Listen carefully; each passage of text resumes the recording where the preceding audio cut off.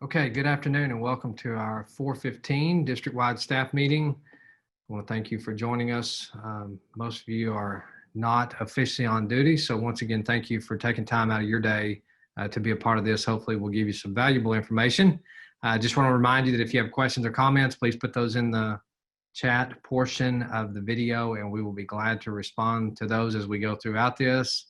And if there are themes that come up, we will address those with the whole group at the end.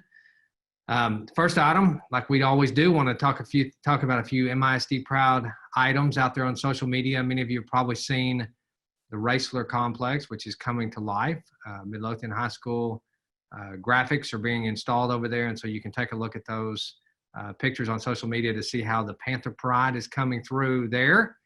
Also, Empowered Academies have started. I know many of you have already been and participated in that. We're hearing a lot of great positive feedback from teachers, so thank you for promoting professional learning, your professional learning on social media as it continues throughout this summer. So we do have several agenda items today, so I'm going to go through this quickly. We're going to try to go through this quickly, but please bear with us. First, we want to discuss the thought exchange that we did last week, or we've done multiple thought exchanges, as well as our calendar results. So at this point, I'm going to turn it over to Dr. Carpenter to discuss those two items. Dr. Carpenter.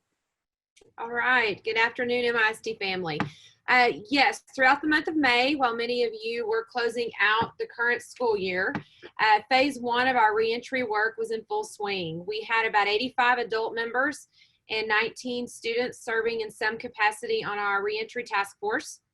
They researched across the state, nation, and globe to review and collaborate over departmental-based solutions for moving our district forward. The recommendation from all departmental subcommittees in the task force was to offer a hybrid model where parents have a choice to send their child back to school buildings or to engage in a remote learning experience. The district has also, during this time frame, was running a pre-planning parent survey and we had over 4,500 responses. Our data is trending at 80% of our parents intending to send their students back to our physical buildings. While 20% of parents really are looking to keep their students home and they want them to learn remotely. So here we are with all of that information and the robust and rich collaboration. We can now move into phase two, using the work from the task force from phase one to write the parameters for a plan to reopen school in August that includes both face-to-face options and remote options. Now, much of this does hinge on TEA's guidelines of required social distancing and or other health-related parameters. Just yesterday, the Commissioner of Education, Morath, spoke at 3 o'clock. They've revised guidelines for in-person summer school that requires a specific amount of square footage per person in a classroom, with a limit to how many can actually be in that classroom. So, you know, we have to kind of look at what they're putting in place for summer school to anticipate what the fall might look like. But he has indicated they will give us additional guidance next Tuesday when he speaks again. So as you can see, this remains extremely fluid, even though we're trying to make some solidified plans. Phase two does move us from siloed departments into a learning organization where we're looking at focusing on a hierarchy of needs, looking at the health and safety aspect, the student learning aspect, and then support services. So we're running this phase through June 5th to the 15th. We will do an update with the school board on Monday night. And then we'll move into action phase three so that our campus principals and our campus teams will have time to begin making those plans for what the fall is going to look like based on what we know right now, to give time to work through that. Now, Dr. Ledbetter mentioned thought exchange just a moment ago. Several of you have probably engaged in some of our thought exchange activities over the last several weeks. When we started using thought exchange with our reentry task force, we held two different exchanges with them. The first one was a thought exchange where they were able to crowdsource their qualitative thoughts on the topic of what are some opportunities we are currently facing as a result of these unprecedented circumstances during COVID. We had over 81 thoughts, individual thoughts put in there, and 1,400 ratings of each other's thoughts. The second task force exchange included the question of asking them, in this new disrupted and remote environment, what are some important things we need to consider as a district as we plan for not only 2021, but also beyond that? Well, the 160 thoughts added by just 85 members, we had over 2,000 ratings of thoughts. So we were really getting a lot of rich conversation and crowdsourcing in that. Then we took it to a community-wide town hall aspect. And, you know, we've been doing our, Dr. Ledbetter's been conducting the Thursday community updates on Thursdays at 12:30. And the first one we did community-wide was a live thought exchange on what are your thoughts and beliefs about how we can leverage this current disruption as a moment of opportunity to inspire excellence. And I want to share with you just a moment. I'm going to share with you, I'm going to share my screen. So if you'll look here just a moment, this was our first exchange. We had over 827 participants and had over 18,000 ratings in that one exchange. And it was open for about 5 days. So we had an incredible amount of engagement. In the top thoughts, we had 14 pages of top thoughts. And you'll see here, when you ask our community, what are your thoughts and beliefs about leveraging this disruption as a moment of opportunity? The top thought out of all of those thoughts was the importance of teachers to our children. So it goes to show you how our community values our teachers. And I think that speaks volumes as we prepare to move forward. And also, some other thoughts is the real positive is losing standardized testing, social interaction, students need human interaction. So you'll see all of those thoughts that began to rise to the top and what's important to our community. As well, we did a thought exchange on potential calendar changes. When we were talking about our calendar adjustment, we asked what perspectives do we need to consider as we address potential calendar changes. Well, we have 437 participants in that exchange with over 10,000 ratings. And what really rose to the top as the top thoughts was considering families who have multiple students in the same school, if we were to implement some sort of an AB or an AABB schedule, but also those working parents, when you extend a holiday, if you try to put COVID or makeup days with those holidays. So all of that became critically important to the conversations as we were working through that first phase of the task force. We've talked about, we've had a survey out right now over the calendar options. We've been listening to the commissioner. They've wanted us to make an effort in trying to build in some emergency days just in the event we are closed for an extended amount of time next year. That survey's been out. It closes tonight at midnight or 11:59 p.m. And the update on that, the staff, we've had 547 responses. Calendar A, which is the calendar that is currently adopted, that was adopted this spring by our school board, and then has those emergency makeup days at the end of the year in June. It's leading with 50%. Calendar B, which starts a week early, is leading at 42%. Calendar C at 8%. From a parent perspective, we've had over 4,600 responses. Calendar A leads with 60%, B with 30%, and C with 10%. So the district will be sharing this data with the board on Monday evening at the board meeting and making a recommendation that includes all of this input on the calendar over the past several days.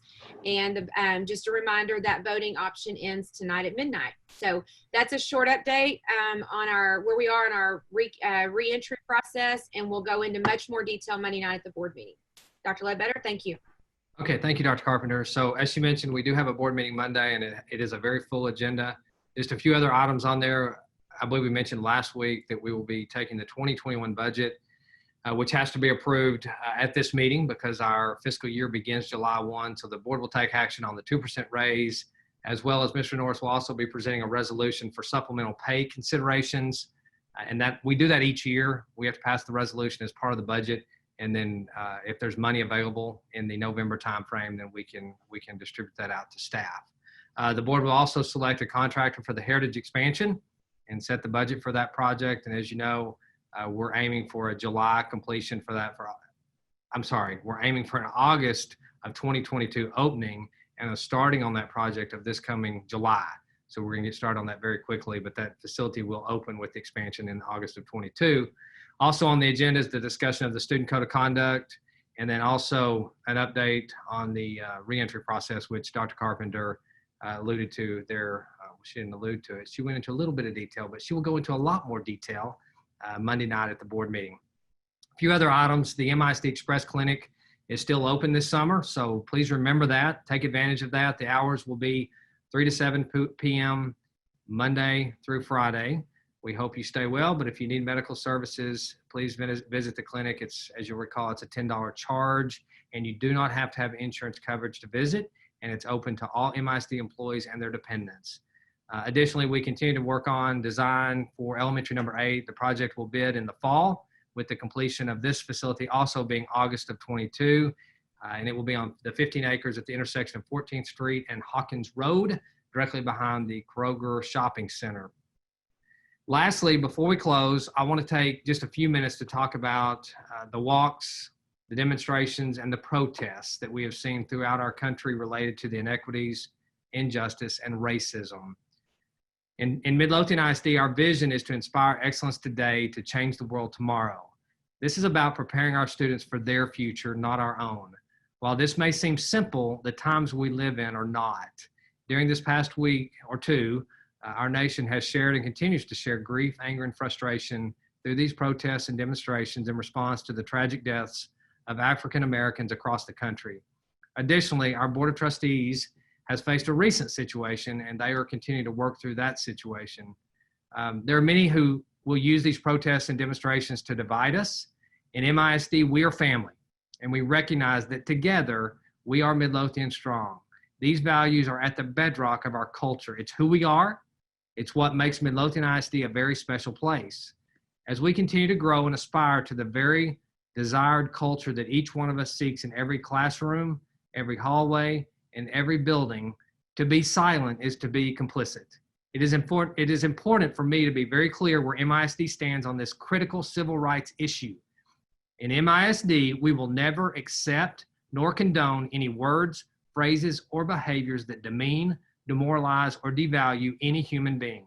We value each person's uniqueness, and establishing strong relationships with our students, parents, staff, and community is critically important. We value and appreciate each person. We want to hear from those who share their hurt and speak the truth, along with those who have compassion, empathy, an open heart, and open mind. This is the only way we prepare our children for their future, when kindness, inclusiveness, and equity is at the foundation of every solution.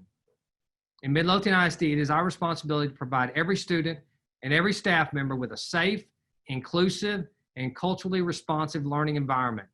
Over the past 2+ years, our district has been on an amazing journey of becoming more culturally proficient each and every day. We started with a book study with key administrators and lead teachers across the district that focused on culturally proficient leadership, which then evolved into every teacher and every staff member trained in fostering a culturally responsive classroom and department last August. Then throughout this year, our teachers and staff reviewed literature and lectures on this very topic. This training and learning is ongoing, and it will continue to be a focus at each professional learning day throughout the year. Additionally, last October, we launched our first ever Diversity Council, which was comprised of more than 80 people. Teachers, administrators, staff, parents, community, and students have been meeting each month to have open and honest conversations on what it means to be culturally proficient. Our focus this past school year was to build trust among one another as a group and begin having critical conversations that ultimately foster understanding. This council of incredible individuals are in the process of developing overarching goals for the district and serve as an advisory council to district leadership. We still have a lot of work to do. As they say, cultural proficiency is a journey, and it's one of the most important journeys this district has ever taken and perhaps will ever take. While we think about the knowledge and skills that each student must have to thrive in life, cultural proficiency and global leadership is at the core in making our community, state, nation, and our world better and brighter. I believe MISD has a greater responsibility within its vision of inspiring excellence, a greater purpose in the way we inspire excellence, which is to be a voice in our communities through the power of education. Through the power of education, we are equipping young minds into young, productive, and compassionate citizens. The next generation of leaders are in our schools today, and the truth is our students are already active leaders in our communities. I support and join our students, staff members, families, community members, faith-based leaders, law enforcement officials, and all of those who are speaking out against intolerance. It is my hope for all of us that regardless of our differences, we can treat each other with dignity, respect, and compassion. And most importantly, model openness, compassion, and empathy in every face-to-face conversation social media post, or any form of communication on any platform where every student can see how we can all learn from one another. Moving forward, we will continue this work together. We will continue to inspire excellence, and we will continue to have these conversations with you and invite you to join us. So as we conclude this meeting today, I just challenge each one of you to, hopefully you embrace that, and that we can continue to focus on this work as we move forward together and continue to do great things in Midlothian ISD, because I truly believe together we are stronger, and I definitely embrace that cultural tenet of we are family that's been intact here since I came 5 years ago, and I know we will all work together to serve all of our kids, regardless of differences.